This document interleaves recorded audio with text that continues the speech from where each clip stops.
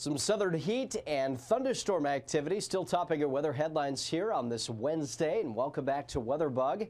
We certainly are glad you join us each and every day. Watching the tropics, this is the Hawaiian Islands. And as we pan eastward, what you'll notice is that we have two areas of disturbed weather. This is the remnants of Gil, which we were tracking last week as a hurricane.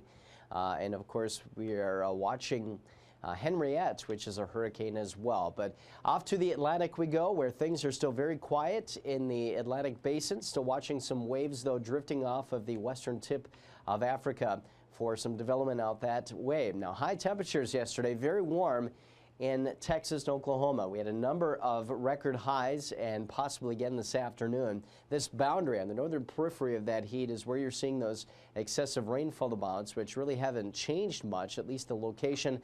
But look at those highs yesterday on the western side of the Hudson Bay, 46 degrees. So seeing signs of fall potentially up to the far north. Yesterday, well above average down to the south, and we're still well above average down to the south. The temperature trend map showing this big bubble of red, which indicates the excessive heat. And the temperatures do look to fall just a little bit through the end of the week as a cool front slides south. But more heat advisories and excessive heat warnings down in the south for this afternoon. Here's the water vapor imagery.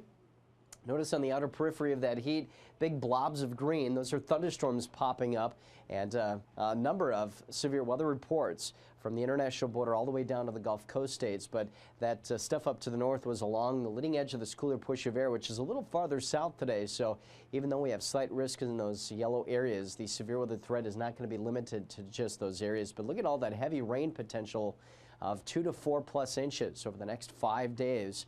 And again, temperatures down to the south very warm, but very comfortable in the Midwest.